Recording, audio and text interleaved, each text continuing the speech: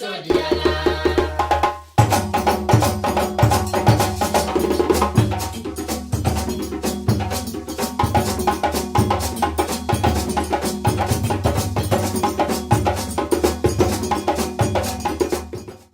morning, we have a very interesting presentation. Unfortunately, our chairperson is en route, so we're going to go ahead and start. I'm going to introduce the speaker, and then when the chairperson gets here, he'll just go ahead and join us on the panel.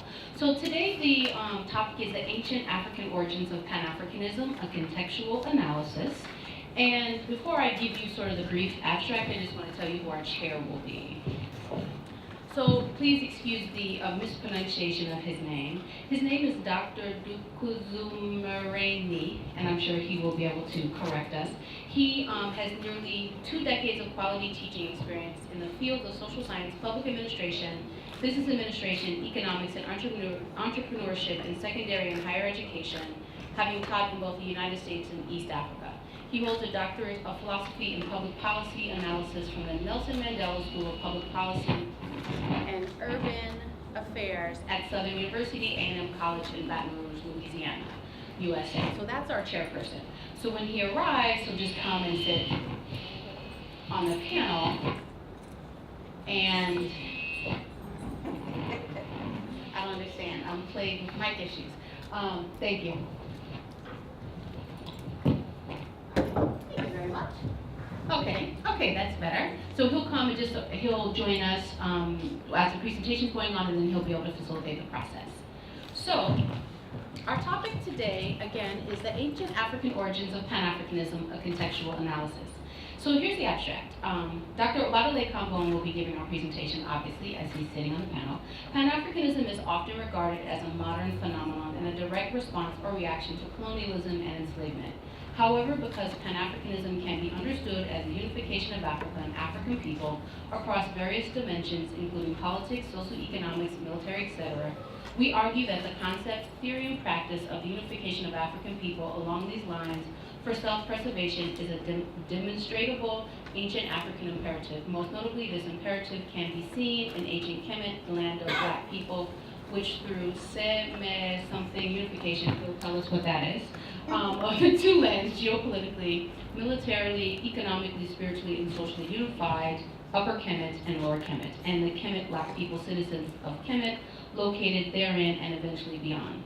The textual analysis in this presentation is significant in that it removes the discussion of Pan-Afrikanism from its current status, or it remains, quote-unquote, suspended in air, as a yet-to-be-attained ideal to its proper ancient historical points from which lessons may be drawn.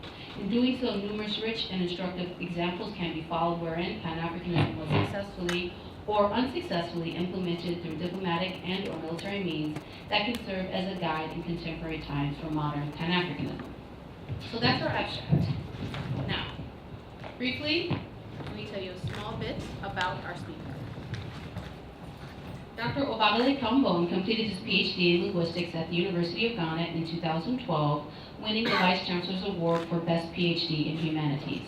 He also won the 2016 Provost Publications Award for Best Publications in the Humanities Early Career for his 2015 article titled Theory of Indigenous and Exogenous Motivation in L2 Migration. I have no idea what that means, so again, hopefully he'll be able to help us out with that.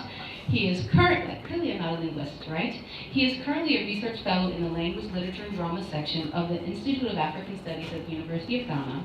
His research interests includes nominalization of serial verbs, historical linguistics, second language migration, African language teaching and pedagogy, indigenous African combat and militaristic traditions, and Nile Valley civilizations. So with that being said, I'm going to go ahead and turn it over to our speaker, who I'm going to give this mic back to because it seems to be working.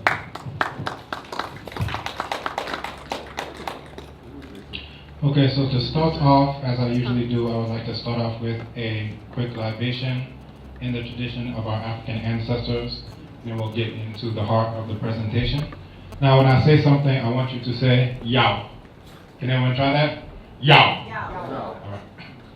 Otumbo aradi nyangu konchiro from family chiro musunya mawonsio asasi ampanyomo asasi odiomo asame bini die demefenbi mosunyo asomo doksunti yetimi bomundi ba na so froba kona ye from nyina konkontano Asutano, Brevatano, Yao.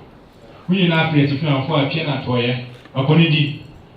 Nana Sikitwa, a Sujabi, as a waffle, as a Comuna Mumra Betemechi, Mumra Betania Yechi, Momo Hobai, Omaya and Kwana, Kwanosa, Wina is from Madaroma. Yanam and some for more free Quebec City Home. Norma, Yao, Mental Hotel, Amos, Wina Amwa, and Yumayo and Kabomo, yes, from Yina say Mumra, Mumra, home by Mumra, Maya up from any Awadin, if a Huna said Mumra, none again, and they said, and they Yawadan of Pai, someone Quan Consa, I yet. Is from said, Obian Tessin Yanko Sonny, the Aboni Bra Mandi, or just Shennas winning us and Cabal. When I saw on my dear peasant cab, you might Jadia, one shas a poton, you find a party no more, when I is from Madaroma. Monsieur and I, yes, yeah, Monsieur Mia, Pai, Monsieur and I, all right. Thank you. So we get started with a libation and we'll go straight into the heart of what we're dealing with today, which is the ancient African origins of Pan-Afrikanism. Textual analysis. So here, we are going to go into what is the general null hypothesis. So generally, Pan-Afrikanism is regarded as a modern phenomenon in a direct response to colonialism, neo-colonialism, enslavement, neo-enslavement. And it's usually associated with the coining of the term Pan-Afrikanism in English and then retroactively applied to those immediately preceding this coinage. It's usually tied to Henry Sylvester Williams out of Trinidad and the first Pan-African Conference of 1900, organized to protect and promote the interests of people of African blood or descent. Now, our own hypothesis comes to the idea that the concept and practice of unifying African equals black people politically, economically, socially is an ancient African equals black imperative, and a concept seen in all ancient and modern African, which equals black empires, which unified various smaller ethnic groups and kingdoms. And examples of that are in ancient Ouagadougou, which was the indigenous name of what is now known as Ghana, Nyani, which was the indigenous name of Mali, Gao, which is Songhai, Kush, so forth and so on, including Kemet, the land of black people. And what we see in the text is that the original foreign policy thrust was to integrate more African black people into Kemet and to incorporate more land of black people into Kemet. And there was little to no interest in incorporation or integration with the Amu, often translated as Asiatics, until very late in the history of Kemet. Now, I'm not the first one to come up with this type of hypothesis. We find that Prof. Emeritus John Henrik Clarke also said, when I look back at the historical role and historical manifestations of Pan-Africanism, I deal with the first organized society in the Nile Valley when the people of the South and the people of the North, Upper and Lower Nile, came together to ruin a country now known to the world as Egypt. The unification of the Upper Nile and Lower Nile was an act of Pan-Africanism. So he was saying this as far back as 1994. We also find Prof. Kwame Nantambu in 1998. He also says, when the Pharaoh Aha, also known as Narmer, renamed Menes by the Greeks, he was the first historical ruler of the first dynasty in Kemet, united Upper and Lower Kemet into one nation, and located the capital city in Min-Nefer, later called Memphis by the Greeks. This was an act of Pan-African nationalism of the first order, the unification of the Upper Nile and the Lower Nile together as a whole to form one country under one royal dynasty to be able to resist foreign aggression and invasion inter alia. So again, we have others who are making the same point. Aikwe Arma in 2010, he says, if Pan-Africanism is the ideal of Africans coming together in one polity, history presents earlier examples. Their ethos peaked in the unificatory ideologies that created Egypt thousands of years ago. So we have others who are saying this, but we're going to try to put some meat on those bones and actually show you the texts that go into this. Now, as we are looking at Pan-Africanism, you have various definitions floating around for what we're dealing with. Pan-Africanism can be thought of as the aspiration towards and or the fulfillment of the unification of various African, which equals black people, along various dimensions, including but not limited to unification geopolitically, socioeconomically, cultural-linguistically, militarily, spiritually, and for self-preservation. Now, when I started this research, I didn't know about the others who had already said that this is Pan-Africanism. I started from the basis of knowing, all right, Kemet means black people, and we know that they came together. So if it means black people, and it does, we should see some type of things that show that these black people are interested in unifying with other black people. And then when we looked at the text, this is exactly what we saw. And we find it's rooted in common history, ancestry, and destiny descendants, based on common genotype, phenotype, and allegiance. And it can be intranational, that's within the nation, and international, that's between nations. And basically what we're looking at is both ancient and modern Pan-Afrikanism. They develop in similar circumstances. And this is where you are very close to those who are hostile to you, enemies to you. So when you are surrounded by enemies, it makes sense to unify on the basis of what you have in common against those enemies. And this is what we see an image of here. And when this is done, this can be done to great effect, where the hunter can become huntered. So here we have buffalo that would otherwise be the prey, but when they're unifying together, they now go on the hunt. And that's from Efo Selah Hunter, who's in the audience. So we ask ourselves, who were the Kemetiu, the black people of Kemet? And here we see Narmer. This is Narmer here. Then this is a Narmer palette that shows him unifying upper and lower Kemet. And if you look at Narmer, he looks like a young Mike Tyson. Now, I came across an article by Ogden Goelet, presumably a non-African, Kemet and other Egyptian terms for their land. And in it he says, terms referring to Egypt alone as Kemet or Tameri, ironically enough, occur neither in titularies nor in any other type of text during the Old Kingdom. So he's saying that, oh, it was only a recent thing. Now, I don't think he may have done his research as well as he could, because within 5 minutes of reading this, I found it in the Old Kingdom. And what we find is, there is a proverb in Yoruba, which translates to what the eye looks for is what it will see. So perhaps we cannot leave these things to non-Africans to find them for us, because they may have a vested interest in not trying to find this. So we see this here in the pyramid text. The pyramid text, this is the first sacred text in the history of the entire world, before Bible, Torah, Quran, or anything else. So I said, let me go to the first major corpus written by Africans in Kemet. And this is exactly where I saw it, where you see Kemet, Kemetiu. So this is a translation by J.P. Allen. He says, you stand at the fore of those of black land as the Apis. The Apis was a bull, a black bull, that had various marks to show that it was divine. Now, you notice that he'll translate this as black land, but he refuses to translate it as land of black people. And we're talking about this in 2332 to 2287 during the reign of Merira Pepi. And he says black land, this is a term for cultivable soil along the banks of the Nile and in the delta, where most of Egypt's population lived, hence the name for Egypt itself. So what you find is, by and large, white scholars, they like to say, oh, they're only talking about the land. They're not talking about the people. The people aren't black. Only the soil is black. And generally, this was something that was actually crushed in the 1974 UNESCO conference, where Cheikh Anta Diop and Theophile Obenga brought in an overwhelming amount of evidence. So they won that battle. However, we may not have continued to win the peace, because they go still saying these things. Now, when they talk about the black land, one thing that they forget is that the people themselves say that they were made out of that black soil.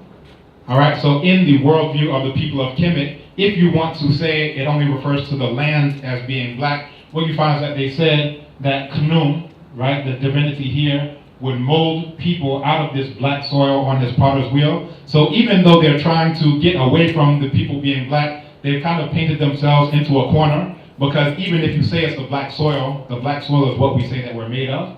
So another hymn to Khnum Re, God of the potter's wheel, who settled the land by his handiwork, as we see here, formed all on his potter's wheel, Taitenin, who made all that is on their soil. This is following a translation by Littan.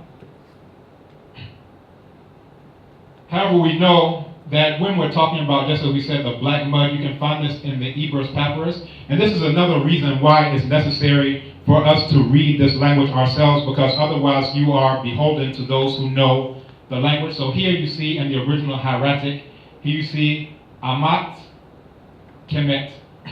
Now, here we have a transcription by Brzezinski, where you see he has this one wrong. He has this as a new bowl, right? So he's mistaken this hieratic for this one, and this is what it actually is.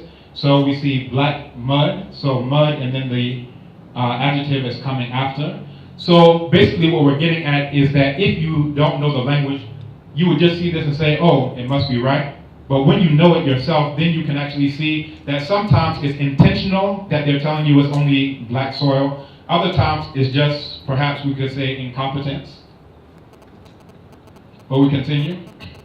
And what we saw there was this black mud of the Nile. This is a Nile crocodile, right? And here we see charcoal, and what the white scholars say is, no, this is a crocodile. These are crocodile scales. Again, a crocodile that's in the black mud. But we continue. Here we see this same line here from the pyramid text, where we see aha, which is stand you, kent, which is front, commit you. This is black, and then the T is letting you know it's talking about people, but it has a determinative of a village with crossroads to let you know it's talking about those who are of that land. And then Hapu East, Apis like. So again, we're talking about the land of black people, but they prefer to translate it as Kemet. Now, how did the people depict themselves? You see this term Remech as man or mankind. They translate it as Egyptians, and so forth and so on, mankind. So you would wonder, well, how do they depict themselves as Remech? And this is a photograph from the tomb of Ramesses III. So a photograph that shows exactly here. So here, just as we saw in the dictionary entry, you see the Remech, and then man, woman, and then plural. And this is how they depict themselves. Here again, you see Remech, right? So it's not even up for debate that these people saw themselves as black and depicted themselves as such. Now this is a reproduction from that same tomb, where here again you see Remech as this type. Then interestingly, you see Nehesi, which are the Nubians. And these are the ones who the white scholars are willing to say, all right, those are black people. However, when you approach the text itself, you see that they depict the Nubians, the black people, just as they depict themselves. And they have two different types of Nubians, right? Both of them being black. And then two different types of Remech, both of them being black. So we see a whole range of black people in terms of complexion here in this conference hall. So we see some who are of this color, right? We see some who are of this color. That's Nanaya, right? So when we see this doesn't mean that those people are not black and these people are, or vice versa. It's the same thing that we're dealing with today. So we have the Remech, these are the people of Kemet. You have the Amu. These are the Asiatics, as they're called, Eurasians as we prefer. The Nehesi, these are the Nubians, and then the Chambu, which are those who had come out of Eurasia and had invaded the Nile Valley and North Africa by that time. That's the Gaddafi type. Now, interestingly enough, we see here, again, Nubians depicted the same as the Remech, the people of Kemet. So here it says, Medut, Jedut, Nehesi, and Punt. So these are the words spoken by a Nubian of Punt. We're talking about Punt. This is the area associated with modern-day Eritrea, Somalia, so forth and so on. So here you see him depicted the same as all the other people of the land of the blacks. And then interestingly enough as well, we see here the Achiampoma. These are what we would refer to in modern days as the linguist staffs. So you can see Adriana, you can see Ekwana, you can see Oyokwo. They're carrying the staff just as they still do to this very day. And each one signifies the clan that they're representing. Now again, we have Litan, who has translations that many follow. And here you see Kemet here with a man and a woman determinative. Kemet, man and woman determinative. However, she translates it as he came and ruled the black land. But we don't have the determinative for a village with crossroads here. We have a man and a woman. This should be translated as he came and ruled the black people, right? He came and nourished the black land. Again, we don't have land here. We have a determinative of people. Now, if you don't know the language, you would just say, oh, black land is soil, blah, blah, blah. But that's not what our ancestors wrote down. They wrote that they are black people, right? And she has here, the contrast with red land makes it desirable to translate Kemet as black land rather than conventional Egypt, whereas really it should not be translated as either, but we continue. And just as we saw there, Kemet, in the dictionary by Faulkner, Concise Dictionary, he has this translated as Egyptians. The best translation would be black people, or just leave it as Kemet or Kemetiu. When you have a determinative as a crossroads here in the circle, then that's when you're talking about the land of the black people, right? But that's not what we saw, but we see an intentional misguiding, right? And then Kim, the concept itself, material is this, black with a hair determinative, and then also with an abstract determinative lets you know the concept of blackness. Now, this is coming back to Cheikh Anta Diop and Theophile Obenga, where they said the Egyptians had only one term to designate themselves, Kemet, the Negroes literally. This is the strongest term existing in the Pharaonic tongue to indicate blackness. And then he goes on, it is a remarkable circumstance that the ancient Egyptians should never have had the idea of applying these qualificatives to the Nubians and other populations of Africa to distinguish them from themselves. The Egyptians used the expression Nahas to designate the Nubians, and Nahas is the name of a people with no color connotation in Egyptian. So they referred to themselves as black people, they referred to other people by whatever their own ethnic group was. Biko's definition of black consciousness, where he says it goes beyond just the phenotype or the genotype. So he says the fact that we are all not white does not necessarily mean that we are all black. And he refers to black people, real black people, are those who can manage to hold their heads high in defiance rather than willingly surrender their souls to the white man. He says black consciousness is in essence the realization by the black man of the need to rally together with his brothers around the cause of their operation, the blackness of their skin, and to operate as a group in order to rid themselves of the shackles that bind them to perpetual servitude. Now, again, this could be seen as a modern thing that Steve Biko was just magically coming up with, but we see that when you are faced with enemies around, it makes sense to say, okay, instead of seeing ourselves as Amakan, your Ewe, your Ga, whatever, it makes sense to say, let's come together on the basis of what we have in common in order to fight this common enemy. So again, we're talking about genotype, phenotype, and allegiance, and that's what Biko is speaking to. And this is also what we're talking about in Kemet. When you're in Kemet, the land of the black people, this is when you're saying that, all right, they also have allegiance to black people regardless of whatever their ethnic group is. They're willing to subsume that under the overarching umbrella of, look, we're all black people, we have common enemies. And then we can have this as a gradient, where it comes to a point where the blackness comes to be negligible. And this is also seen as being in the genes. So recently, we're talking about in the 2000s, we have what is known as solute carrier family 24, member 5. And this is the one that has a major influence on natural skin color variation. It's seen as being the #1 genetic factor, incorporating just this gene alone, about 25 to 40% of what accounts for the skin color variation. And what we see is this map, and this is a right side up map, so hopefully everyone is able to understand this. Africa is at the top as the original map in the history of the world was. And where you see the yellow, that is the original alanine, which was the chemical associated with the blackness, the original one. And then the blue is the threonine.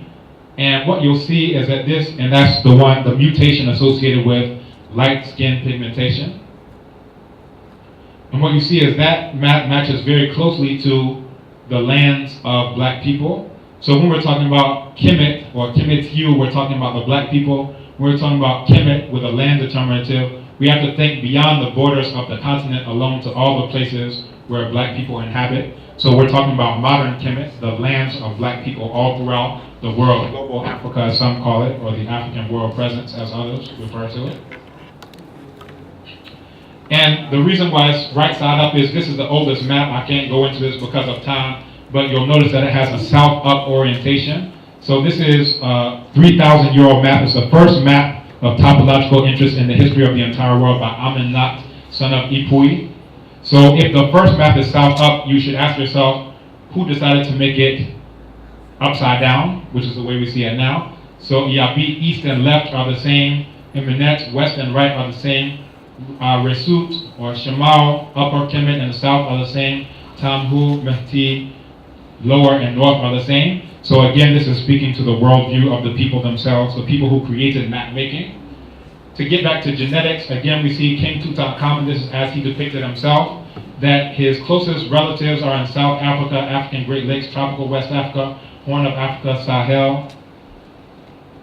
Ramesses III, whose tomb we saw, his highest match are in the African Great Lakes, Southern Africa, tropical, West Africa, Horn of Africa, Sahel, and so forth and so on. So even genetically speaking, these are black people, just the exact same people who we see here in this room.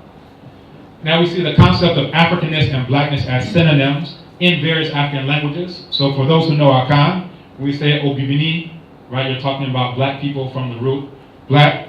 Now I want to make sure that everyone is paying attention. So when I say Kemet, I want you to say Pan-Afrikanism. Kemet! Kemet! Kemet! Very good. I don't like people to fall asleep during my talks, so I do this as a strategy. So also, I be mind, this is talking about land of the black people. So this is a concept that we find anytime we conceptualize these things in our own languages. There's not, oh, are we black or are we African? The land and those who the land belongs to, they're seen as one and the same, they're seen as related. We find the same thing in Yoruba, Adulawo, coming from Dudu to be black. So this is the word, the indigenous word for an African, Adulawo.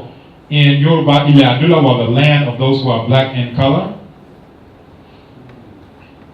Same thing in Bambara, Farafin. So Fara is person, Fin is black, and Farafina, land of the black people. This is Bambara spoken in Mali. We're talking about Bambara beans, you're talking about the beans of those people. And Wolof, Nitkunyul, Nitnunyul, real Nitkunyul. So again, black people, land of the black people. And this is why I'm not the biggest fan of borrowing just the word Africa into African languages. How do you conceptualize this in your own languages? In Kikongo, Ndombe, coming from human black, Bandombe, plural of that, and Sia Bandombe, land of blacks. And then coming back to Medunetra, that this is not a new phenomenon. We can go back over 4,000 years, and we see Kemetyu, and this is as they depicted themselves as some of the ladies here in the classroom look like, and then Kemet, land of black people. However, this is heresy because black people are not allowed to deal with Kemet, right? You're not allowed to know anything that happened before 1480, right? Before that, it's just a fog and a mist. That's before the Portuguese set foot in Africa. So you have to forgive our heresy today. Now, again, we're talking about all these people, indigenous African people saw themselves as black people, but also those who were not African saw them as that. So Ethiopia is the land of burnt faces. They weren't talking about the soil as black, right? They're saying the people, therefore we will refer to the land based on the people who are on that land. So Ethiopia. And Latin Niger, coming from black. In Arabic, Bilad al-Sudan, land of the blacks. None of them are talking about is the soil black in color. Now, why would we want to associate ourselves with blackness? Because in indigenous African concepts, black is seen as being something good. And this is a short tale from the Songhai people, where they say once upon a time the hyena went to a village shoemaker to ask him to make a leather box for her grigri, an amulet. However, the hyena was very concerned about what color the shoemaker would use to finish the job. So she asked the shoemaker, what color do you think I need? Because I want the brightest color, but also I don't want a color that fades. Without waiting for the shoemaker's answer, hyena started choosing colors for herself. Kemet? Pan-Afrikanism. Kemet? Pan-Afrikanism. Kemet? Very good. What about red, she asked. Later on, replied the shoemaker, it will turn dark. Then the hyena asked, well, what about green? It will change too. Then what about white? If it gets wet, and you know how you like to run through the water, especially when someone is chasing you, it will be worse. The leather will get dirty and stained with dark spots, the shoemaker explained. Well, yellow is very bright. What about yellow, hyena insisted. In the long run, the shoemaker told hyena, all these colors will just turn black. Upon hearing this, hyena, who had become rather exasperated, sniffed, well, why didn't you just tell me I needed to choose black in the first place? The shoemaker said, I couldn't tell you anything because you started out being too choosy and so concerned about colors. That's why I did not have a chance to tell you that black Bibi, this is in modern day Mali, they use the same term that's used in modern day Ghana. Bibi is the only everlasting color. So in the end, hyena chose black for a grigri box. Aha, sighed the shoemaker. At last, this is a wise choice. So it's seen as when you come to the end of all things, the completion of all these things, you finally come to black when you add them all together. And this is a concept that you see in Kemet, where you have Kemet translating not only to black, but also to completion, to total up, to be complete. So when you add in all the colors together, eventually you come to black. So black was seen as something good to be associated with in Kemet as well. And then also, when we're talking about being black, they say, oh, they were worshiping the sun, they love the sun, they deal with the sun, so forth and so on. Well, this is what causes us to be black. Right? The people have a reverence for the sun is because the more you are in the light, the darker you become. So the ruler was referred to as Sa-Ra, which is the son of the sun, right? Ra here, and here we see Akhenaten, even during his period, the sun, the 18th disk, is seen as that which brings about life. So if you understand the sun is a source of all life, then you have a reverence for that which has an impact on you, and the main impact it has on you as an African is making you black.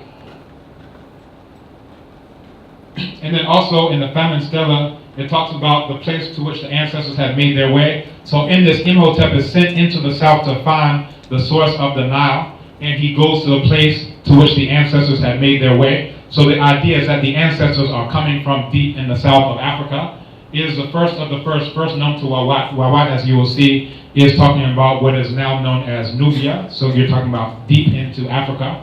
Twin caverns is the water's name. They are the breasts that nourish all. This is interesting because when we're talking about the twin caverns, there are some who have the idea that twin caverns is talking about where the White Nile and the Blue Nile meet. So this is the twin caverns, and they're going deep into, again, the south of Africa. So now we're coming to some of the primary texts that we're using in this. So in this we have Weni in the Old Kingdom, again, 2287 to 2278. And this is one of the best Africans of this Pan-Afrikanism in practice. So what we're talking about in Kemet isn't just aspiration, we're talking about fulfillment, both through peaceable means and then also through sometimes violent means, but we'll look at both of those. Kemet! Pan-Afrikanism. Kemet! Pan-Afrikanism. Kemet! Pan-Afrikanism. Very good, you're paying attention. So again, Weni of Abju, which is referred to as Abydos in the 6th dynasty. Wini's career started during the reign of Teti. He served as general and commander-in-chief under Merenra Pepi and as governor of Upper Kemet during the reign of Merenra Nimtien Saf. So in it, he was dispatched to Hatnub, Elephantine, Ibhat, and Wawat, where he recruited more Nubians into his workforce. So as we said, the original intention was to bring in more black people. Once you understand you're black, you're trying to bring in more black people to swell your ranks, and this is what we see. And that he led a mixed Egyptian and Nubian army which was sent against the semi-nomadic Asiatics during the reign of Pepi I, right? So again, not only are they coming together, they're coming together in the face of a shared threat, which are these Asiatics who are now occupying what we now know as Egypt today. So this is the primary text, and what we're doing is we're doing an interlinear translation. So we're showing you what each and every word is so you can verify that this is indeed what it's saying. So when His Majesty took action against the Eurasian sand dwellers, so when we're saying Eurasian sand dwellers, who are we talking about? We're talking about those who take the faces of our sisters and rub them into hot pepper at Mawako, right? These are the exact same people who we're dealing with. We're talking about those when you see the Egyptian football team, they don't look like how Kemet was depicted in ancient times. You're talking about invaders into North Africa. So when His Majesty took action against the Eurasian sand dwellers, His Majesty made an army of many tens of thousands from all of Upper Kemet, from Yebu in the south to Medinit in the north. So he's talking about bringing all these black people together from Lower Kemet, from all two sides of the house. So talking about upper and lower from east and west. And from Sejer and Kin Sedru, from Jet Nubians, Mejan Nubians, Yam Nubians, Wawat Nubians, Kao Nubians, and from Chemailand.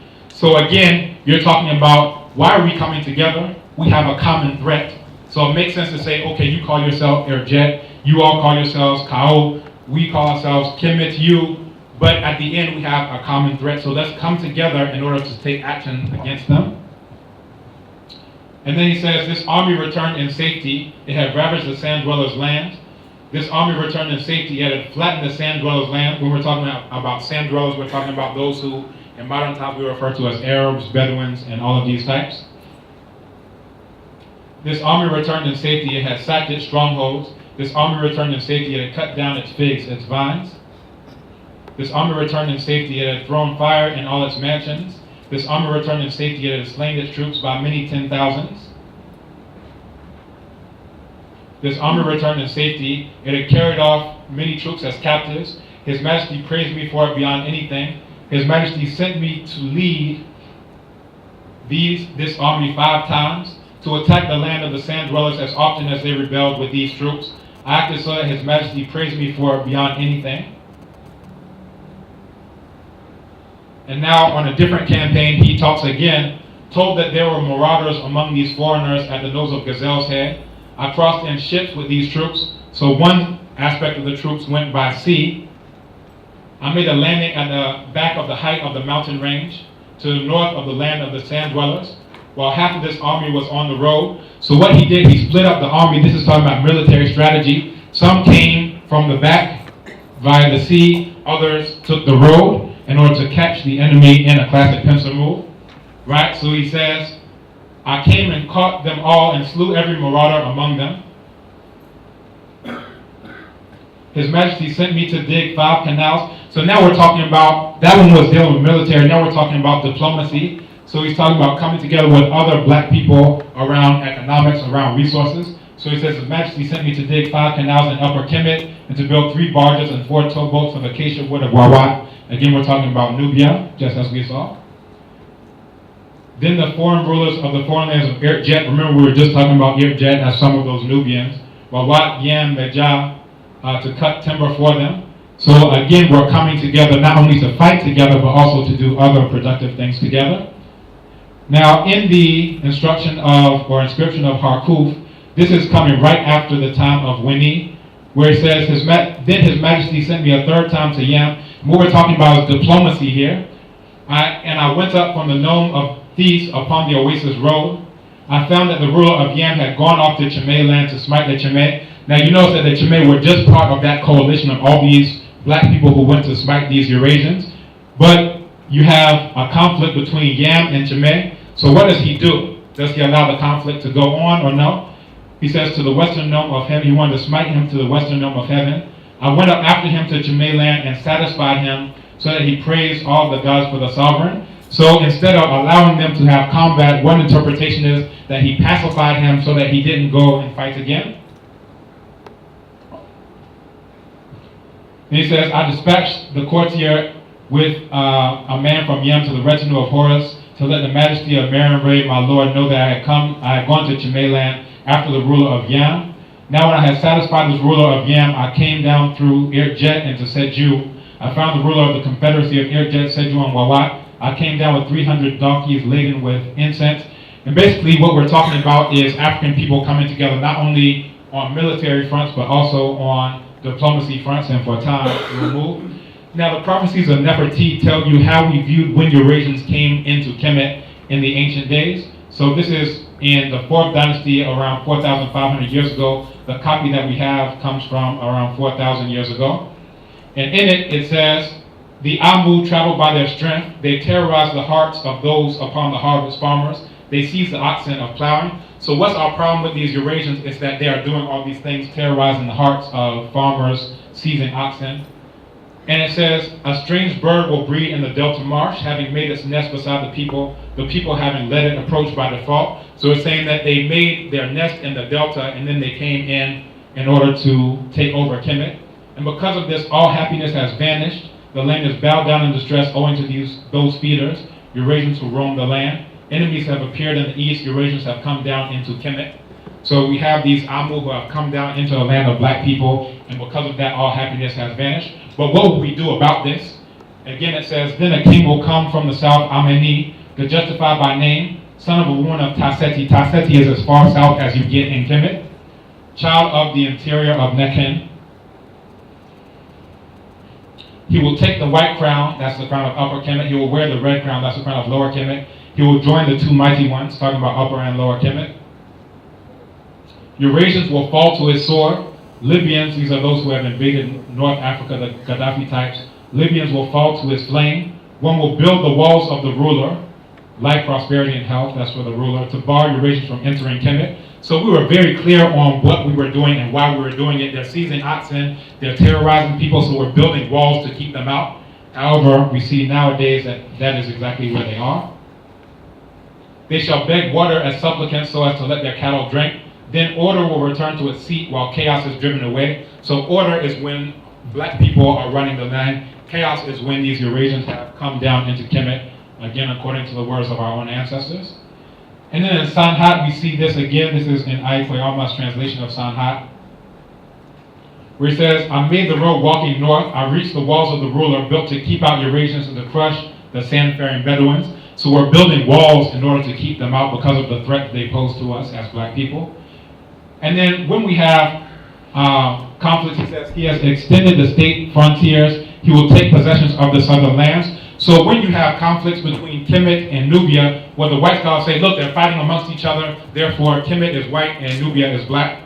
This is like saying Biafra is white people and Nigeria is black people. The conflict is saying is to extend the state frontiers, because when you have this idea, the idea is that we need to bring in more land of black people and bring in more black people. So he says he will take possession of southern lands without thinking about foreign lands to the north. He was born to smash Eurasians and to trample the sand-faring Bedouins. So they were very clear on who we are and who our enemies were. Now Hatshepsut extended those boundaries further. She said, my southern boundary is at the lands of Punt. This is what modern scholars associate with modern-day Eritrea, Ethiopia, and Somalia, the coastal area there. So look at how far south they are extending it down into. And Hatshepsut again says, I raised up what was ruined. This is a historical document. For the first time since the Amu were in the midst of the Delta, she's talking about after the Hyksos had come in and ravaged and ruined things in the Delta, where the foreigners in their midst destroying what was made. So when they came in, they destroyed all of the things that they came across. And then also this is Kamos, who says the destruction that they made, they who made the Kemetiu serve for the Amu when they overran Kemet, their mistress. So again, he's talking about when they came in, they destroyed things. In Mary Carre, we have a general view of the Eurasians, according to the people of Kemet themselves. It says, but this shall be said to the bowman, lo, the miserable Asiatic, he is wretched because of the place he's in, short of water, bare of wood. This is like Job's two-cradle theory, but it's a few thousand years before Siach Job. He says, his paths are many and painful because of mountains. He does not dwell in one place. Food propels his legs. He does not dwell in one place, but occupied by want, goes around the desert on his feet. He fights since the time of Heru, not conquering nor being conquered. He does not announce a day of combat like a thief driven out of a community. And again, this is our view of why we're having these conflicts with these Eurasians. He says, when the bowmen were a sealed wall, my troops broke open their strongholds. I made Lower Kemet attack them. I captured their inhabitants. I seized their cattle until the Eurasians abhorred Kemet. Do not concern yourself with him. The Eurasian is a crocodile on its shore. It snatches from a lonely road. It cannot seize from a populous town. But in modern days, that's exactly what they've done. They've inhabited all of North Africa. And then again, when we're talking about combining with other African people, sometimes it's peaceably through diplomacy, other times it's by force. So again, he says the king was on his southward voyage to Kush in order to extend the boundaries of Kemet. Then his majesty struck down that Setu bowman in the heart of the Setu army. So it's saying bring other people in by force as well. But we're coming to the beginning of the ending, which is good because my time is close to the ending. That we had the conquest of southwestern Eurasia by Jehuti Mes led to intermarriages between himself and the daughters of those same Amu who we had been fighting against for all of those years. Now, according to Gorillaz, he says the gradual erosion of Kemetic culture that had begun as early as the 18th dynasty, the decision to establish military domination over Western Asia following the successful expulsion of the Hyksos was accompanied by a drastic revision of Kemet's foreign policy.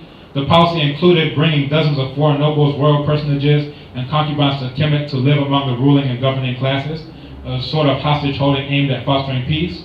So again, foreign princes were brought in. So all of those years we were talking about keep them out, build these walls, keep them out, this is what they do. But under Jehuti Mes, he started bringing them in. Now this has had an impact, and this is in the journal Science. It suggests that 3,000 years ago there was a huge wave of migration from Eurasia into Africa. That's at the exact same time that we had this revision of foreign policy. Now the geneticists who are talking about this, they don't know about Kemet in this way. But again, it says that it's unclear what caused this move. Potentially changes happening in the Egyptian empire has left this genetic legacy. And the result of this has been the destruction of black civilization and these Arabs around the pyramids that they had absolutely nothing to do with. Right? So conclusions, historical lessons, and contemporary implications. In modern times, Pan-Afrikanism has followed two primary streams of thought, and one line of thinking is the unification of Africans wherever they may be located, where African means black and black means African to the exclusion of non-blacks as non-Africans. In the other stream of thought, the concept of Pan-Afrikanism connotes anyone who happens to be on the continent regardless of whether or not they are invaders and are enemies to African, which equals black genetic survival. So, according to Chancellor Williams, the record of 5,000 years that ended with the European conquest of the whole continent in the 19th century shows that every African state remained relatively secure and independent as long as it maintained a strict policy of excluding foreigners from settlement within its borders. That same record makes clear that whenever this policy was abandoned and whites were admitted under any pretext whatsoever, the eventual doom of the state was certain. So in modern times, Asiatics, now known as Eurasians, primarily Arabs, in their colonization and usurping of African lands does not make them African black, especially with an indigenous African view of black and African as synonyms. So in Warlock we say, no matter how long a log remains in the water, it never becomes a crocodile. We have the same thing in Chi a piece of log will never turn into a crocodile no matter how long it remains in a river. This is another proverb, but for time, but basically says we come together when we have a common enemy. So so basically, when we come together, we are unbreakable, but when we are separate, we're breakable. So the final slide is our original foreign policy of Kemet is akin to sensible historical African black Pan-Africanism. The later policy is akin to what I will refer to as insensible ahistorical integrationist Arab accommodationist continental Pan-Africanism, which seeks to incorporate, assimilate, integrate, accommodate non-Africans, non-blacks. Important lessons to be drawn for current, and from this there are important lessons to be drawn for current Pan-African endeavors based on knowledge of what happened in previous times that we did this. So history reveals patterns. There's a need to elevate the discourse from attempting to tell Eurasians what they already know, that Kemet means black people, to an internal recognition of this fact and the need to draw lessons based on these historical facts. So I appreciate you. So we have other concepts, but for time, African champions must break the chain that links African concepts to European ones and listen to the voice of the ancestors without European interpreters. And history teaches us not to be a fool twice.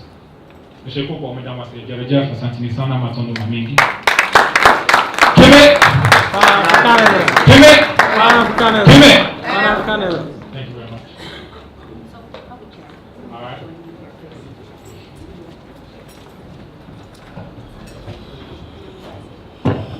Okay, so unfortunately our chair couldn't make it, so I'll go ahead and take on that role. In the interest of sort of time and discussion, I'm just going to quickly open the floor to comments. So do we have any comments, questions, or concerns? The floor is open. Raise your hand. Yes, we have one in the front. One right here in the front. I'll be brief. And I I'm know it's sorry. in. Yes, please make sure you introduce yourself and your affiliation if you have one. Carnita Groves, community member at large. You mentioned Dr. Kambon, an author by the name of Yosef Tata Sife. I wanted to get the correct spelling of that and also what country he's from. This is from Mali and Okay, great. Okay, do we have other questions? Okay, Antia. Thank you very much. Thank you, Oba. There are a couple of concerns that I have. I think that perhaps what you've done is to give an introduction that brings a lot of issues together that need to be unpacked. We need to deal with issues of, for example, the danger of going towards eugenics, which is, as you know, is a theory of racial purity that has to be discussed. And I believe that the strength of a people lies in their ability to deal with other peoples in a variety of ways. And I'm also glad that while you were making the presentation, you did indicate the issue of force and the fact that I mean, the idea of bringing black people together was not necessarily, sort of some sort of, how can I put it, idealistic thing. It had practical implications which may or may not have been, in the interest of people who were being, drawn into imperial, expansion of Kemet. And this happens with other human beings around the world. So, I mean, I don't think that that's an issue that we need to be disturbed about. The last thing I'm going to say might be a little bit controversial to you, but I think that we should try not to have religious aspects to what we do in academic presentations. There's one sphere of life in this university that I'm very proud of, that when we have academic presentations and statutory meetings, we leave prayers out of it. And it's not because I don't think that it's fantastic that you're able to do it, but I think that we have to do it so that everybody and their grandfather doesn't start praying, when we have academic presentations. Okay. Do we have one more question? Okay. Thank you so much for the magnificent presentation, Mr. Kambon. My name is Nanayao, and I'm very much aware of the literature that seeks to reserve Pan-Afrikanism to Black Africa. Of course, Shinruzo makes that argument in his book, The West and the Rest of Us. Kwame Ntamu, whom you mentioned, has also criticized some scholars, like Ali Mazrui, for instance, who want to look at Pan-Afrikanism into 5 categories: Trans-Sahara, Sub-Sahara, Global, Western Hemispheric. Now, drawing experience from the fact that 3200 BC, Pharaoh Nama was able to unify both Upper and Lower Kemet into defending them against Eurasians. How do we reconcile that idea that now the North Africans are part and parcel of us? Now, how are we able to coin Pan-Africanism to a certain extent that we are able to relegate them to the background and concentrate on Black Africa, for instance? Doesn't it transmit into how we even understand African diaspora as only Black, Africans? How do you reconcile this idea when we have the North Africans as part and parcel of Africa as we have now? Because it even affects African Union. African Union now consider 54 African countries, not only reserving it to Sub-Saharan Africa. So I just want to know your take on that. Thank you. Okay, so we're going to go ahead and let the presenter respond, and then if other people have questions, we'll take 3 more. All right, so very good. When we're looking at the first concern in terms of eugenics, what we're looking at is how did the people of Kemet come together for self-preservation? And what we saw is up to the time of Jehuti Mes, there was a imperative in order to keep these Eurasians out. They were coming in, they were wreaking havoc, they were coming in destroying things, they were coming in seizing cattle, so forth and so on. And we decided that we didn't like that, so to preserve ourselves, we said, let's keep them out, let's build walls, let's do so forth and so on. So basically what we're looking at is what happened when we had that policy, right? And then what happened when we reversed that policy? When we had that policy, in my own opinion, I think things were going much better for African people, which equals Black people. It was going much better for Kemet. When we reverse that policy, we see the end result right now, that North Africa has been taken over by non-Africans, again, genetically, so forth and so on. So what I think we need to do is look at, all right, this is what happened. If we say we're fine with the state of affairs now, we're fine with African being invaded by all these Arabs, so forth and so on, then we don't need to do anything different. If we say that, okay, we don't like the situation, then we need to take the lessons from history and then say, all right, we need to do something different. So it's not to say that what was in Kemet was necessarily good or bad. We have to look at this is what it was and then decide to take decisions on this. I think part of the presentation and looking at the text is so that we can at least be aware of this. In most universities in sub-Saharan Africa, to use that term, and other Black universities, we are not allowed to study Kemet, quote unquote. So when we have a classics department, it starts with perhaps Socrates, and it doesn't go anywhere past 2,000 years. So when we are at least aware of what happened in the majority of human history, 3/5 of human history is in Kemet, 3000 BCE to the so-called modern era. So if we are interested in having information and we want to be scientific about this, we need to know what happened the last 500 times that we tried this, what happened the last 1,000 times that we tried this, and then see it didn't work out or it did work out, and then work accordingly. The question about Yusuf Tata Sise, that's in Remembering the Dismembered Continent, which is out of Copenhagen, Senegal, by Aikwe Arma, page 303. You can find it in that, and this is that text here.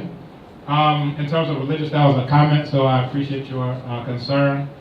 From Nana Yao, in talking about, your last point just in terms of force, that's one thing that comes through clearly, that sometimes it was done through diplomacy, other times it was done through force. So it wasn't always, let's all just hold hands and kiss and hug, and now we're going to be under one umbrella. Well, what happens when people don't want to be under that umbrella? And again, we mentioned Biafra in Nigeria, that, okay, what if Biafra wants to take itself out? All right, do you just say, well, please come back? No, we won't. And they say, okay. Or do you take some type of force to keep them in, a larger confederation? That these are things that we'll actually have to deal with as we're talking about coming together. With Nanayao, when we're talking about Namur and North Africans, how do we reconcile this for the AU? I remember when Haiti was going to try to be part of the AU, probably the blackest country on the entire planet Earth. And I remember the news article said, okay, you're black, but you're not black enough. You're African, but you're not African enough, whatever the quote was. However, when Morocco wants to come in, okay, no problem, fine. I think a lot of this comes from our lack of knowledge of what happened when we did that before, right? The quote is, insanity is doing the same thing over and over again and expecting different results. So if we're seeing that, if we don't even know that we did it before, everything is hypothetical, everything seems like, all right, let's try it. No problem, let's try it. So we'll exclude other black people based on location, but we'll bring in Morocco, they're still enslaving black people to this day. Same thing in Mauritania, same thing in Sudan, so forth and so on. And you have people who are doing the same thing that they were doing 2,000 years ago that our ancestors were writing about was a problem. So what I think we have to do is we have to operate from the basis of knowledge. Once we know that this happened, now we can start taking action on that basis, but there's a concerted effort to make sure we don't know any of this information. If we want to be scientific, we have to actually see the results of our last science experiment. Kambon. Kambon, thank you for the presentation, but I think you brought us here under false pretenses. Because the title of your presentation was Ancient African Origins of Pan-Afrikanism, a textual analysis. But from the presentation, I don't think we had an understanding of what is Pan-Afrikanism.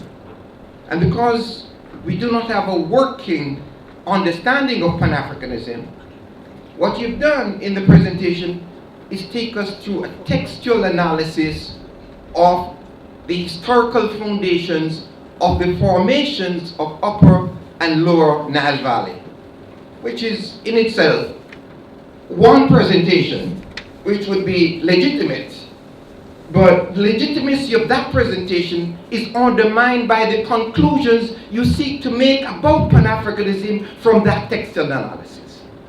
And I think this is very dangerous at a number of levels. The first level at which it's dangerous is your introduction of genetics, which also introduces a concept which came recently in human history, which is called eugenics. In other words, the conception of race that you're introducing in this presentation is now trans-historical and goes beyond the rise of Europe and the conception of race that has arisen in the past 500 years. And I think that in itself requires a level of scientific understanding which I don't know if you have to be able to give to us. So I think the textual analysis that you've taken us through is in itself very important. But what is missing from that analysis is the forms of state and the relations of peoples in those societies that you referred to historically. And unfortunately, I was trying to follow, but the historicals through for 4,000 years did not give us any break in terms of the periodization and the formations of state. And I think that is another danger in terms of the coherence of your presentation. But the most dangerous aspect of your presentation is that it presents a legitimization of modern day capitalism. In other words, it does not locate Pan-Afrikanism in its relationship to the struggles of oppressed peoples against capital. Because modern capitalism, Pan-Afrikanism as you represented, has to do with the rise of capitalism, which is a very special formation in human history. And to ignore capitalism, as you've done in your presentation, is to give legitimacy to those African leaders who want to recreate kingdoms and to exploit the African people today. And that, for me, brings us to the last point. This is the question of what is an African? The question was raised by this young man here about whether people who live on the African continent can be considered African. The point is, today, in the world we live in, it is the enemies of Africa who are promoting the idea of black Africa. Because historically, the unification of different peoples and the mixing of different peoples, Africans migrated from Africa more than 10,000 years ago. So there are intermingling of people, whether you go to Papua New Guinea, Australia, that migration that is going on. The point is to separate migrations from warfare.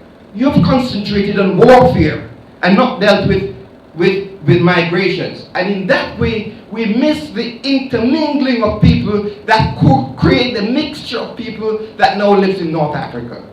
And therefore, when we deal with the Berber people in North Africa, when we deal with Africans of a different pigmentation, we fall in the trap that the Europeans want us to fall in, of identifying blackness in relationship to whiteness. And that is too simplistic for me. We have another comment. We've got Prof.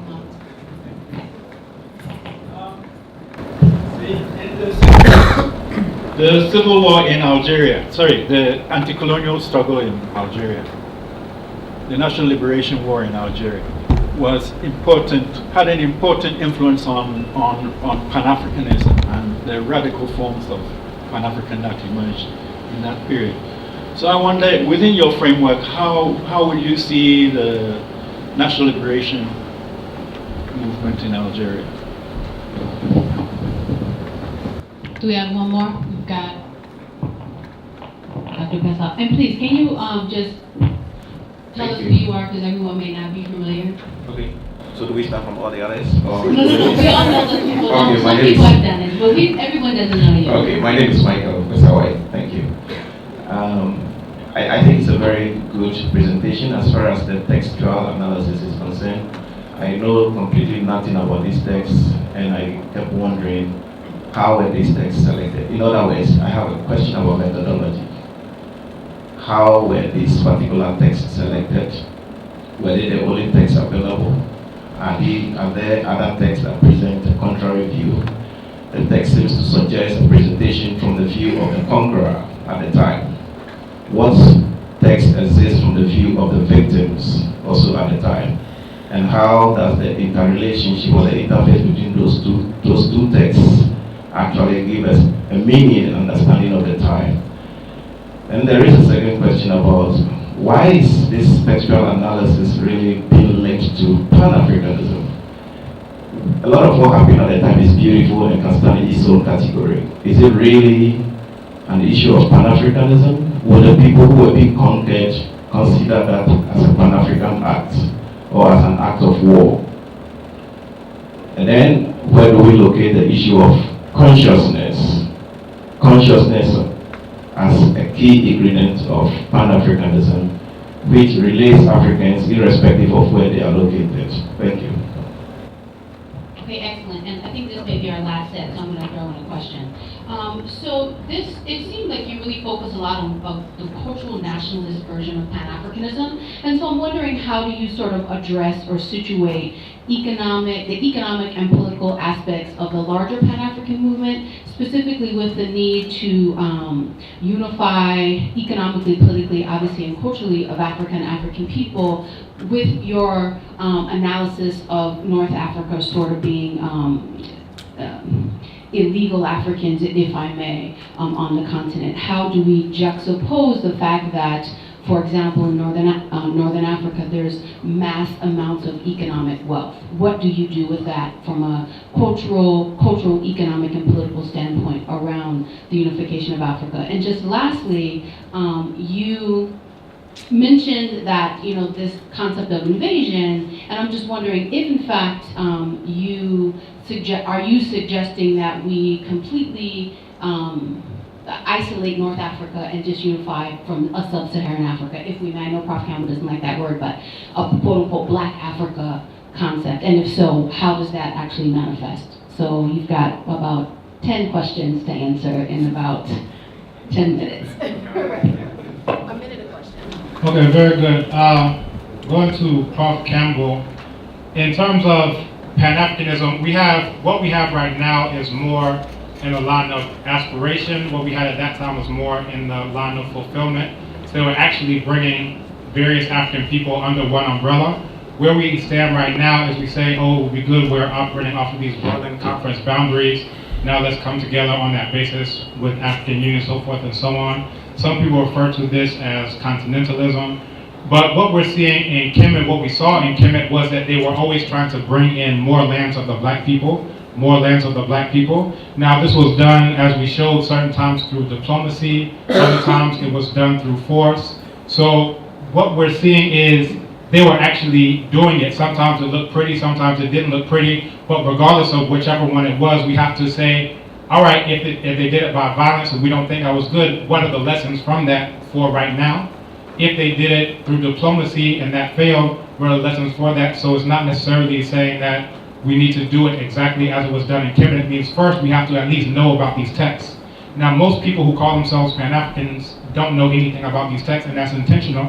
If you have people who are coming to the part about capitalism and so forth, you have a white racist, who some refer to, called Marx. So he's developing an ideology without any knowledge of this. According to himself, he says Africa had no history before Europeans came in, following Hegel, Hume, so many others. So how can he develop a theory that's going to address African history, how is he going to situate this in a African historiographical context when he doesn't know anything about the African history?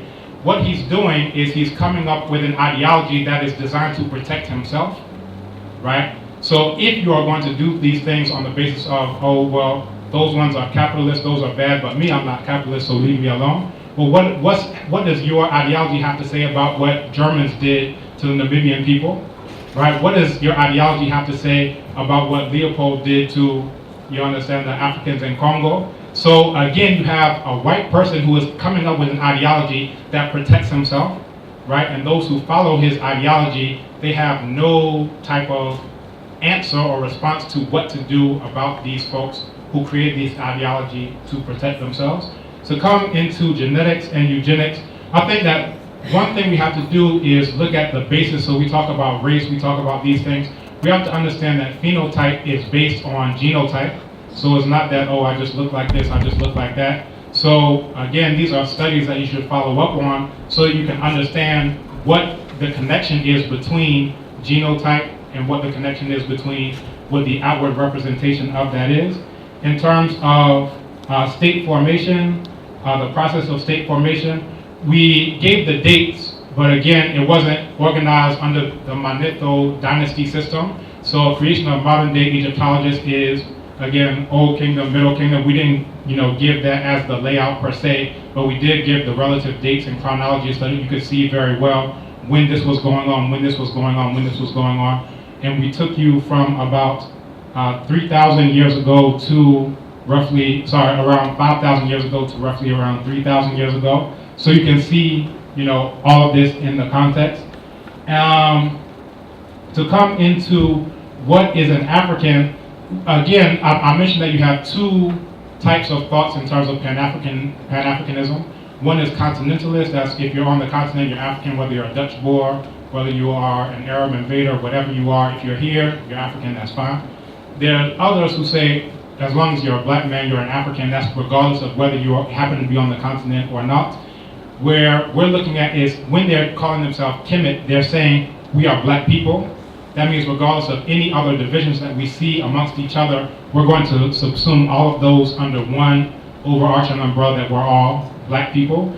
And we have a problem in terms of self-preservation. We have enemies right on our doorstep. So if you look at modern Pan-Afrikanism and ancient Pan-Afrikanism, what you find is when you have enemies at your doorstep, you will come together around what you have in common. And we can find in the modern Pan-Afrikanism, you mentioned the definition, that from the 1900 Conference on Pan-Afrikanism, and this is to give some of their objectives, they said to promote a unity feeling and friendly intercourse among people of the Negro African race, to achieve self-rule with civil rights and responsible black governments for colonized Negro countries, to achieve voting rights, physical security, prosperity, progress, and justice for Africans abroad, Negroes in the countries of the white race, to promote business interests of Africans abroad, African people living in the countries of the whites, to create a great central Negro state in Africa for the black race, to secure integrity, independence for self-governing Negro countries, Ethiopia, Haiti, Liberia, and any others that emerge, and to earn for the Negro race equality with and respect of the other races of humanity. So if we want to deal with Pan-Africanism in terms of how it was defined by those who coined the term, then we have to see, all right, well, how does Kemet fit in with the people who invented that terminology? And see, all right, did we have a great central Negro state in Africa? All right, they were fulfilling it. Right now we are saying let's aspire to that. But at that point in time, we're actually fulfilling it. So again, I don't think we should separate Kemet and the ancient Pan-Africanism from the modern one. We should see where they are where they have commonalities and then operate from that one. To come into 60s Algeria, the influence, where we see, let's look at that in terms of how I would see like the Crusades. You have Eurasians fighting other Eurasians, you understand? I don't think that that has the most relevance for black people wherever we are, except perhaps as a strategic device that when they're fighting amongst each other, perhaps we can now get some headway to get some economic improvement, growth, development, so forth and so on. So whereas we can take inspiration, we could look at Napoleon, we could look at whoever in terms of, all right, is this war strategy useful or whatever, but in terms of Algeria fighting against France or whoever, again, I see this as Eurasians fighting amongst Eurasians, and it has less to do with how are we going to get free unless we're trying to use that as an opportunity, as a doorway in order to get something going as African people, which is black people. In terms of the text selected, the text was selected just because of the space, because I have a good 100 texts that are coming, that I'm working with, but just for time, I could only deal with so many. So I wanted to give you just an overall broad sense. Now, we're dealing with 3,000 years of history, so not every single ruler operated on the exact same, methods or the exact same things. But generally, you have the Lamentations of Ipuwer, which I wasn't able to deal with, that talks about, again, just like prophecy and Nefertiti, these Eurasians are coming in, we have to drive them out. We have the historical context of the Hyksos coming in, we have to drive them out. Another one is Harkuf. I dealt with him briefly, but he talks about where one of the people of Kemet went into Eurasia in order to get wood to make a boat to travel down to Punt, and he was killed. So he had to go with a punitive force in order to, one, retrieve the body, because that was seen as terrible to die in a foreign land, and then two, to take action against these Eurasians who had killed them. So there's so many texts upon texts, but what we've done is just give you a broad understanding of when we're trying to integrate with other African people to extend the boundaries, either by force or by diplomacy. This is why we were doing it. And then also when we're trying to keep out these Eurasians, when we're building walls in order to keep them out. But we see in modern times the walls haven't worked because they are all throughout North Africa, to the point that black Africans who come from that place don't even know that they have anything to do with it. They see the Egyptian soccer team and say, oh, that's who's always been there. and that's intentional. So again, why was it linked to Pan-Afrikanism? Again, to go to the original definition of Pan-Afrikanism, we're talking about the self-interest, the common mutual interest and protection of black people under one umbrella. So you have 42 what I call sepat or knowns in Kemet. All of them said, you know what, I could say I'm Waset and you're whatever, Taseti, but let's assume all of those identities under, we're all black people, and protect ourselves on the basis. So when we're talking about doing this in modern times, and when we were talking about, and not only talking, we were actually doing that in ancient times, it was on the same fundamental basis and for the same fundamental objectives. So we're looking at ancient Pan-Africanism and modern Pan-Africanism, and looking at it like anytime you have people who are in a common situation, let's say we're all in this room together, right? And someone comes in shooting. Now I may not like you, right? But for that time, we have a common enemy. We can come together on the basis of what we have in common, at least for that time, in order to take action against them, and then maybe later on we can go back to not liking each other, right? So when we were doing that in ancient times, it was because of that. We had enemies on our doorstep. When we did that in modern times, out of Trinidad, out of Jamaica, out of the US, it was because we had enemies at our doorstep. We could put in photos of lynchings, we can put in photos of all these things to show that when you have a common enemy, it makes sense to say they're not beating, like Malcolm X said, they're not beating you upside the head because you're a Mason or an elk or whatever you call yourself. It's because all of you are black. So on that basis, you should unite and do something about it. In terms of definitions of consciousness, this is what we see.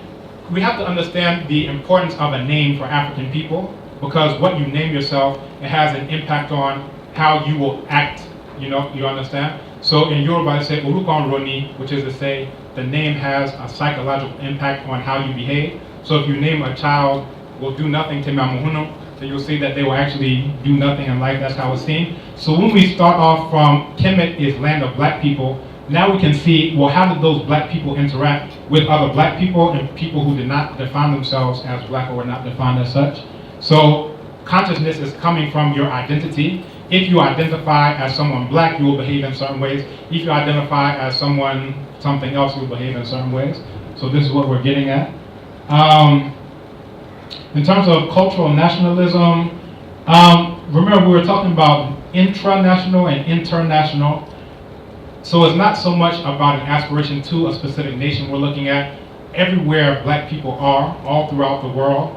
In terms of modern Kemet, we're looking at how we were able to do that in ancient Kemet. So in ancient Kemet, just because they didn't get the whole continent, they were actually in the process of doing it, and then eventually they got overrun by Eurasians from their back door.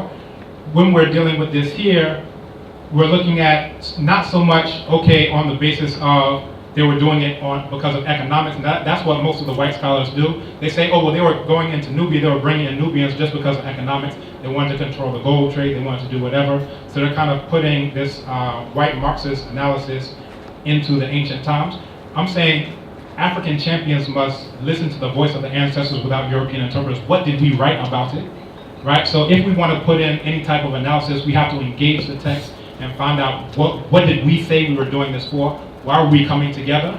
Why are we extending the boundaries? We wrote all of that down just so that we wouldn't be confused about it. So again, I think it's less about this idea of Marxist nationalists versus cultural nationalists, to let's engage and see what they did. Now that's not to say everything that they did is automatically good and let's do whatever, but we have to at least know about those texts, then we can interrogate them and say, all right, everything they did in Kemet is bad then.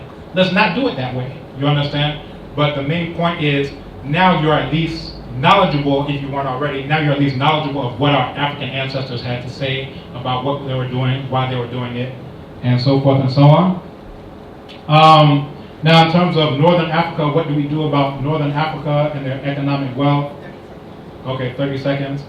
I think that when we understand that this place that we're on, this continent that we're on, is conceptualized as land of the blacks, then we have to understand, well, that means that some of our land is occupied by those who are not black. So we can look at South Africa, the Dutch Boers, Zimbabwe. We have to look at what did we do about them in South Africa and what's the impact of that right now. We let them stay. Now they still have all of that land, all of that wealth, all of those diamonds, so forth and so on. And black people are beating up other people for chump change in the street, oh, you come from Zimbabwe, I'll kill you, you understand? Because you haven't fundamentally made that land back into the land of blacks.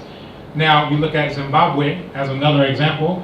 He said, all right, let's get these Eurasians out. Now, that may have had one impact, but now you had an intervention to make sure that that will not be something that will be successful for the black people there. So through embargoes, through sanctions, through so forth and so on. So it's very difficult for us to get a sense of how that may be beneficial because it's not allowed to take a natural course, that there's an intervention. I think by and large, in the long term, speaking about 1,000 years, 2,000 years, we need to reclaim all of the land of black people for black people.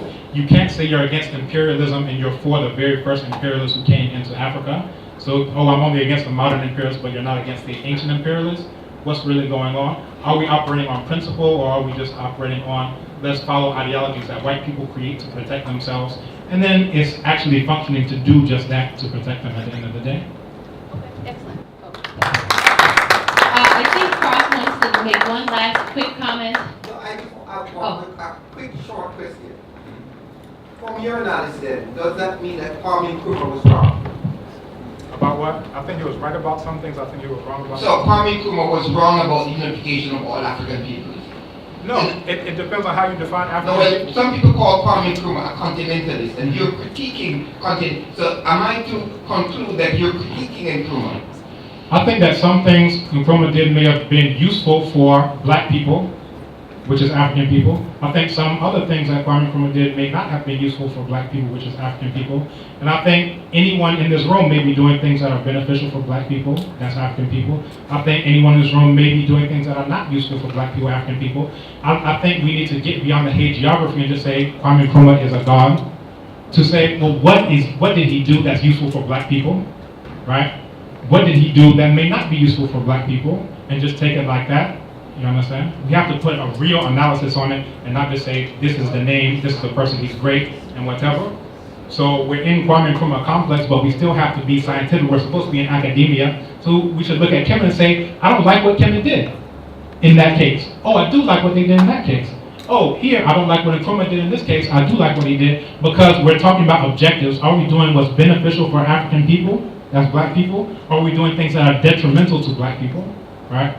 So that's my comment. Thank you. So perhaps your next presentation, you can clearly articulate what he did that was good and what he did that was bad. We have a couple of announcements. First is, as usual, like us on social media, Facebook and Twitter, Thursday Seminar. How many people have liked us? There's like one person, 3 people? What is this? Oh my gosh. Listen, next week, if you don't like us, you will not be allowed in the room. So make sure that you like us. Oh, we have another announcement. Great. So please, just make sure you like us, because you can get up-to-date information, as well as continue the conversation offline when we're not necessarily in the system. And that also can promote the Institute as well, because as you like us, you can ask your friends to also like us on Facebook and Twitter. Okay, another announcement today. Again, Thursday is a real busy day. Join Dr. Obadele on Radio Universe 105.7 at 2 p.m. as he interrogates Professor Kofi Adjekun, the Dean of the School of Performing Arts, the College of Humanities, obviously at the University of Ghana, on the topic of nationalism and language. So this is the month of nationalism on Radio Universe, so please, for our Interrogating Africa show. So please, if you don't have a radio, make sure that you listen to our show at 2 o'clock, because it definitely represents the Institute of African Studies, which represents all of us. Last thing, this is to notify all students and fellows of the Institute that there will be proposal presentations by all first-year MA and MPhil students of the Institute tomorrow, Friday, the 31st of March at 9 a.m. The presentations will transpire at the Institute of African Studies Senior Common Room. All are cordially invited. So, code word, MPhil, MA students, it's mandatory. You're not cordially invited, as well as fellows. I don't think we're cordially invited, but everyone else is cordially invited. We look forward to seeing everyone at 9 a.m. And then next week we have a really, really exciting presentation. Professor Michael West will be joining us. He's coming from outside. And then Professor Kambon will be sharing that. And of course, I have forgotten the title, so I will not tell you what that is, but we will send the announcement on Monday. Thank you all. Have an excellent week.